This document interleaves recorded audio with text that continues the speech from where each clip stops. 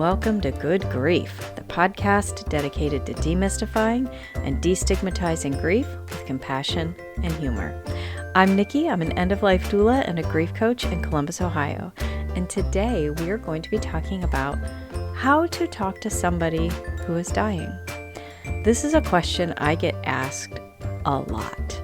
I don't know why it didn't strike me to do an episode on this before, but I get asked this question a lot. And I did see an article on it a while back too, and it struck me as like, oh yeah, this is a question I get asked. And I had it just kind of on my list of topic ideas for a while, and it just worked out that that's what we're going to talk about today. But before we dive into today's episode, a couple super fast things. I have been meaning to, and I'm so sorry I keep forgetting, a couple shout outs. There's a great podcast out there called The Path to Motherhood, which I cannot recommend enough. Such a great show. She is just a lovely human being. But I have spoken with Sarah, who runs this podcast, and she is just a beautiful human. This podcast is all about navigating infertility and becoming a mother and, the path to having children. So I would love for you to listen to it if that is your thing. If it's not, that's okay. You don't have to. But if you know somebody that might enjoy it, pass it on to them too. Sarah's a lovely human being, like I said, and her podcast, I listened to a couple episodes, even though, again, it's not really geared towards me, but it doesn't matter. I have other podcasts I follow that might not be geared toward me, but I love them anyway. You know what?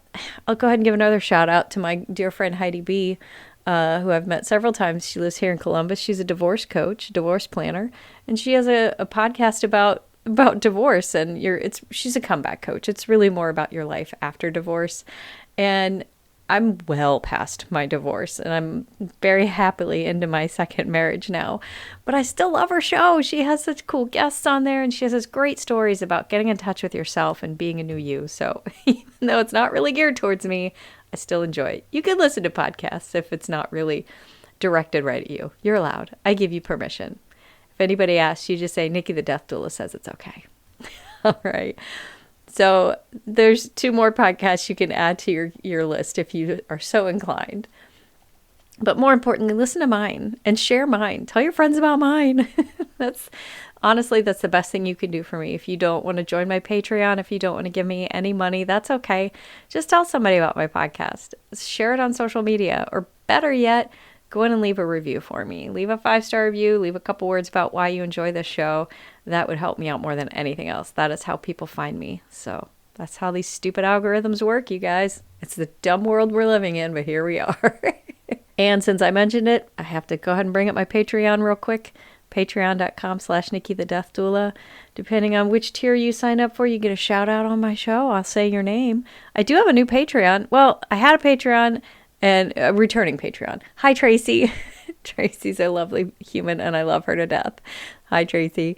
If you want me to shout out your name and you want to support me in what I do, maybe get early access to the show and some grief affirmations and check-ins, which I've totally forgot to record for this month, so sorry everybody. And some other bonus content. You get access to my workshops for free or discounted price.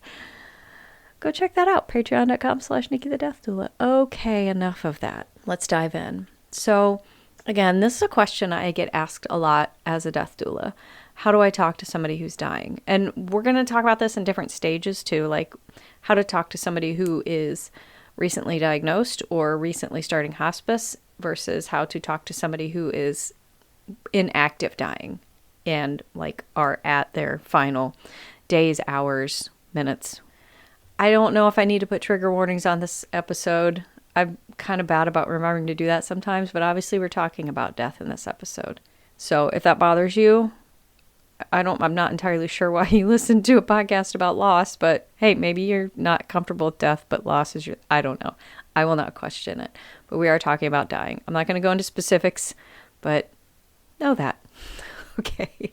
So regardless of where this person is in their journey towards the end of their life, a few key points to remember when you're talking with them is try not to make this about you. Would be one of my number one suggestions, right? And I'm not saying you can't talk about yourself. That's fine. Be yourself. And we'll get to that in a second, but don't turn this around to you, especially if you feel like you are going to be too overly emotional. Maybe wait to speak to them until you're feeling a little calmer. Because, and again, you're perfectly allowed to cry in front of them and be emotional. Again, we'll get to that in a second. But if you're going to be not helpful and a mess and making it all about how their death is affecting you, that's probably not going to be the gentlest way to speak with them. So just remember that. And it's okay to talk about how their death might impact you, but let's not make that the main focus of the conversation. Okay? You're here for them. You're here for their loved ones, their family. And you're there for yourself too. You're there for some closure. You're there maybe to say goodbye if that's where we are in the stage of things, or you're there to process your side of this loss, because they're suffering a loss and you're suffering a loss, and they're going to be different. I always say everybody's grief is different, right? So just something to keep in mind. But let's don't make the entire conversation about you. I bring this up in my most popular episode, apparently, both times I've played it, on how to talk to people who are grieving. And I always say, don't make it about you. If somebody's like just lost their mother, don't say, oh, I lost my mom too, I know exactly how you feel. And oh, I just lost my brother last week and I'm so distraught, and oh, woe is me, and on and on and on, just completely changing the subject over to you. So that's what we're trying to avoid. You can talk about yourself. Again, we'll get to that in a second. But the second, most important thing I would say is be yourself. I said that a moment ago. You don't have to be super reserved. You don't have to hide who you are. You don't have to hide your relationship with this person. Be yourself. Don't talk to them any differently than you ever did before. If you guys had running jokes, keep going with those running jokes. Make jokes. Chat about your usual things. Be comfortable. I can't imagine if I were talking to a friend and I was, a month away from death or whatever. I'm in the end of my life, and somebody comes in and they're just staring at me and they're scared to say anything. And this is a person that I have told endless fart jokes with. Okay. I'm not gonna lie. I like a good fart joke. But if this is one of those people that we used to share off-color disgusting jokes with each other, or make mildly offensive comments to each other, and they came in and they were afraid to even tell a single joke, I would be like, what is going on? Make me laugh. This is you and I. This is what we do. So just be comfortable. And I know it can be uncomfortable, especially if they're in active dying, if they're within hours of the end of their life and they're not communicative, or maybe they're making odd noises with their breathing, which will happen, or just the room vibe feels off, or it can be an uncomfortable situation, but just try to overcome that and just be yourself. And don't be afraid of the elephant in the room. I guarantee you, your friend or this person you're speaking with didn't forget they're dying. Okay? They didn't forget they have a diagnosis. If you're talking to them months out and they're still communicative, you're not going to remind them of their death. And I say this about grief too. You're not going to remind somebody that they suffered a loss. Don't worry. They didn't forget. Just like the person you're talking to now did not forget they're dying. I promise you they didn't forget that. But I would also kind of get a feel from their caregivers, or just, read the room if you're able, to see how much awareness they might have about where they are in their stage and what their diagnosis is. And this isn't as much an issue in Western cultures, but in some Eastern cultures and some Asian cultures, they may not tell their family member that they're dying. And I know that sounds weird. Please don't gasp and freak out about this. This is just the way their cultures run. The burden is supposed to go on the children, not the parents. Okay? And I respect that. And if that is a culture you are in where maybe they have not told their loved one that they are actually dying, respect that. Okay? But also there might be a case of Alzheimer's or dementia or some other thing that has altered their cognition, so they might not be fully aware of exactly what's going on, or that they are dying or going to be dying very shortly. So kind of get an awareness for that. But as long as they're aware and everybody's cool with it, don't be afraid to talk about the fact that, yes, this person is about to die. Okay? Again, I guarantee you they didn't forget. They might even feel a little bit of relief with that. They might be surrounded by people and caregivers all day long that are just pussyfooting around, tiptoeing, walking on eggshells, and they don't want to talk about it. And this person may want to. They might want to talk about their diagnosis. They might want to talk about how scared they are and that they're dying. And oh my God, please just talk to me. Be honest with me. They might really appreciate that.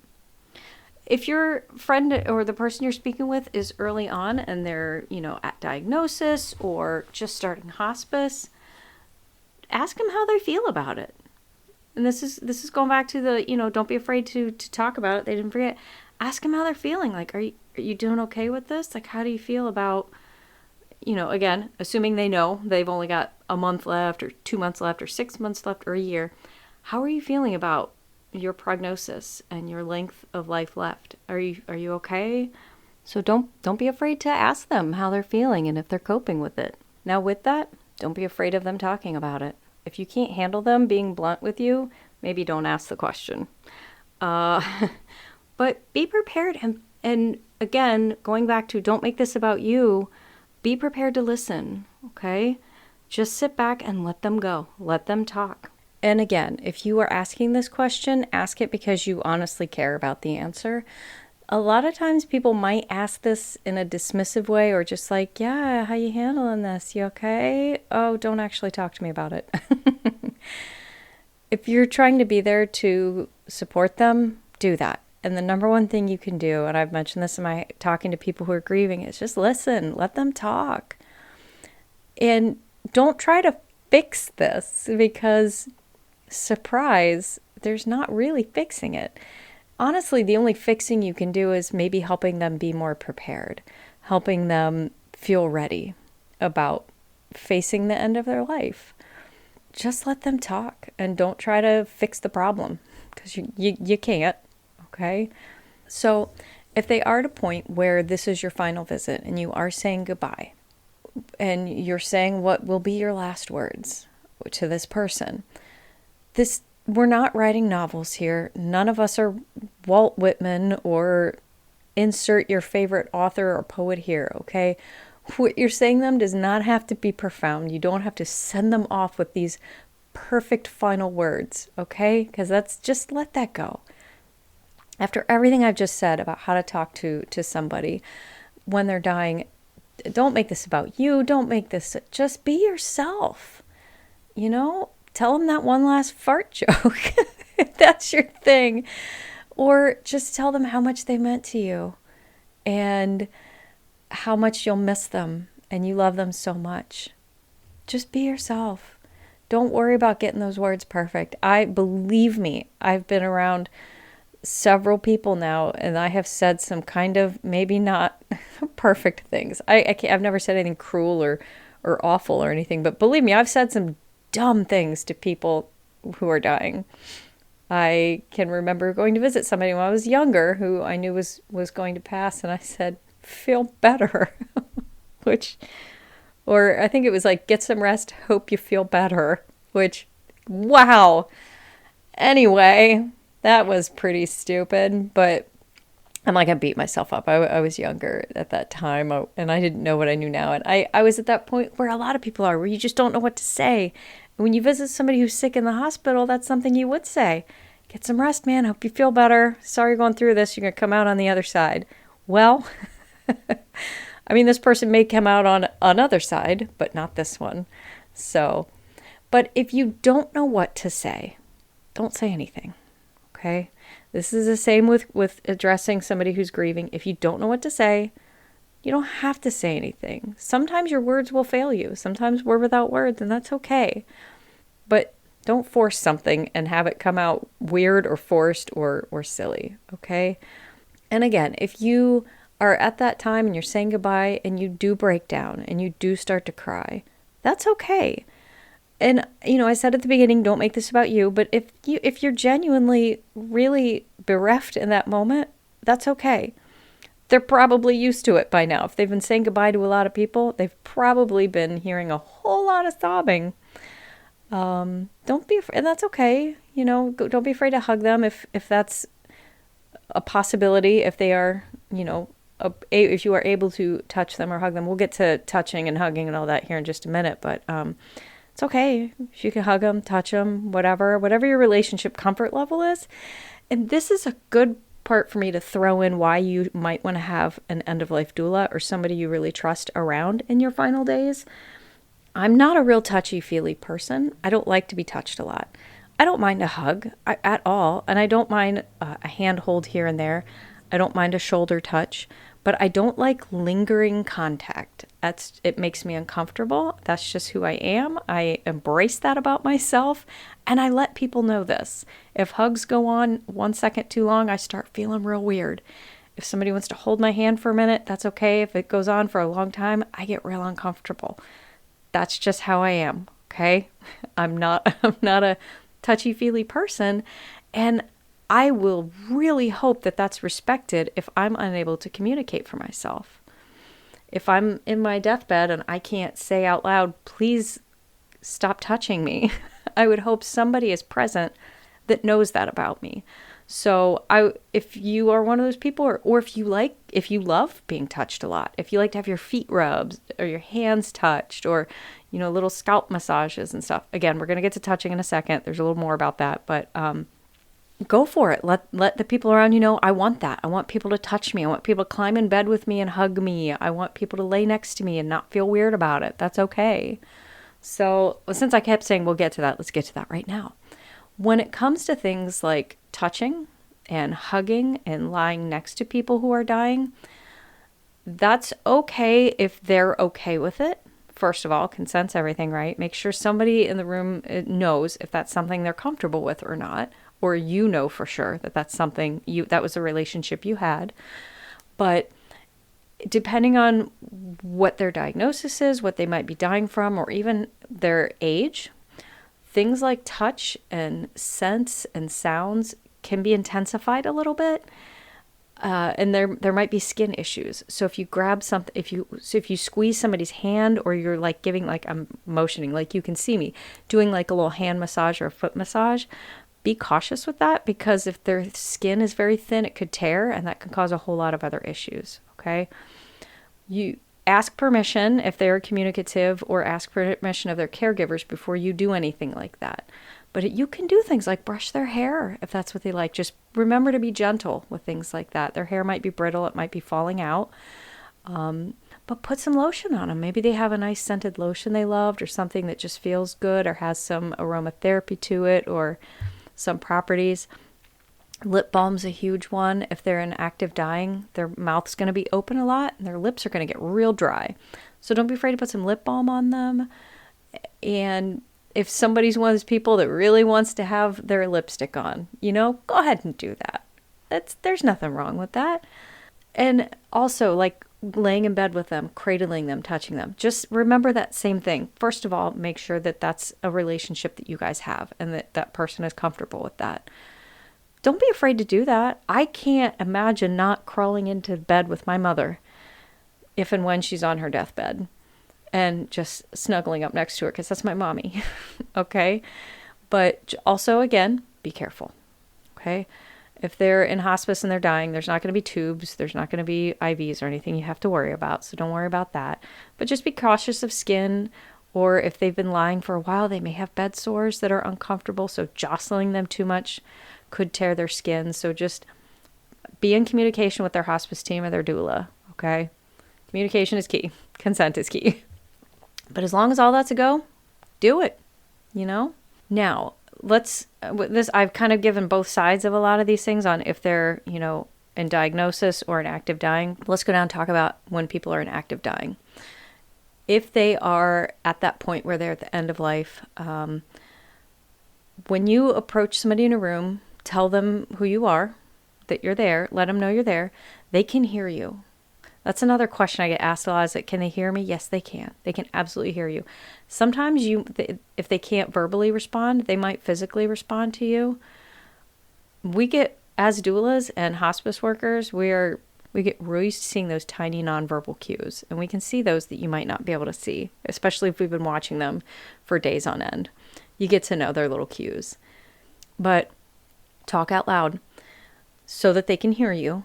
Hearing is, like I said, they can hear you. Hearing is the last sense that we lose. And tell them you're there. Tell them who you are. And if you're going to touch them, tell them first. Say, I'm going to pick up your hand. I'm going to hold your hand. I'm going to brush your hair. Any time you're going to touch them in any way, tell them first. Because there's nothing like imagine if you're in that, like right before you fall asleep and you're kind of half asleep and then somebody just walks up and grabs your hand. It would scare the crap out of you, wouldn't it? It would scare the crap out of you. I promise. So don't startle them. Don't just dive in and start yelling, okay? Let them know you're there, who you are. Again, just be yourself. Talk to them. Just keep in mind that their state of consciousness is not going to be similar to talking to somebody who's wide awake and totally lucid, right? It might be a little like a dreamlike state for them. So be gentle in your speaking. Don't come in. I mean, again, you can be yourself. You can tell a funny joke, but don't run in and start screaming or singing or talking real loud and just be a little calmer, a little easier with your speaking. Okay? Whatever you do, and this is a big don't start talking about things like the funeral and the plans for the party and for God's sake, please don't talk about the will while somebody is dying. I would hope anybody listening to this would be well above that. But sweet Lord, don't go in and start asking about like, who's going to get the car? Wow. Let's have some respect there. But also again, like the funeral, maybe they have something really cool planned and that's fine. But that's like talking about a party you're going to that they were not invited to. So just leave that stuff out of it for now, okay? It exists, it's gonna happen, but let's wait until we're out of the room for that, okay? So that's about it. I've got, and a lot of this is contingent on who the person is, what they were like, what your relationship with them is. And if you find yourself in this situation where you're with somebody who is dying and you don't know what to say, reach out to me. Let's have a quick conversation. I'd be happy to walk you through some tips and tricks. But if not me, just talk to the people who are caring for this person. If it's their spouse, their kids, their hospice team, talk to them. They're pros, especially your hospice team are pros. They've been at this for a while. They do this for a living. They literally do it all day, every day. So they'll have some good thoughts and tips for you. Okay. Just remember to be yourself, be gentle. Don't be afraid. This person's still them. They're just in a different state, and they'll soon to be in a very, very different state that we don't fully understand. Okay? Okay. Thank you, guys. So we are now at the end of the episode, so it is time for the Death Deck. Woot! I'm actually pulling from the End of Life deck, so yay. The EOL deck, as it were. I had these at my Death Cafe last month, and everybody was just like, where did you get these and where can I get them? You can get them at thedeathdeck.com. I think you can get them on Amazon as well. I would go straight to the source. It feels like it's a small company. They are amazing people. I would start with them. All right. Now, on special occasions, and this is after you are dead, on special occasions, how could your family honor you? A, lighting a candle and sharing a nice memory. B, visiting the location of my final resting place. Or C, bringing family and friends together to partake in my favorite meal. Oh, well, shout out to Andrew at Our Last Meal Podcast on C there. And honestly, I would say that for me. C, absolutely, 100%. I want you all to get together and have fun and do something I would have found fun. If you are not that kind of person and you want to just sit and talk about, memories of me and light a little candle, that's fine too. You're honoring me, and I'm touched that I would be remembered at all. And if I'm not, that's okay too. But if I am remembered, I just hope it's nicely. I just hope y'all have nice things to say about me after I'm gone. But if you really, honest to God, want to honor me, get together and do something I would do. Go for a hike. Go outside and have a picnic. Just be in nature. Hug a tree. Plant a tree. And planting a tree would be great. But eat some nachos while you do it and drink some bourbon, because those are my favorite things. So says I. All right. That is it for this week. Thank you so much for tuning in. You can find me on the socials. I am on Facebook, Instagram, and TikTok, all at Nikki the Death Doula. My website is nikkithedeathdoula.com. Please feel free to reach out to me there. And I would love to have you as a patron on my Patreon, patreon.com/Nikki the Death Doula. You get access to my podcast a week early, and grief affirmations and Q&As and all sorts of other bonus content. You can see videos of my interviews with people. All in all, it's great for everybody. I get some money out of it, and all in all, it's just a win-win situation. And you'd be supporting me, which is the biggest win of all, right? All right, that's enough. Thank you guys so much for tuning in. I hope you're having an awesome week. And remember, as always, your grief is yours, your feelings are valid, and grief doesn't always have to suck.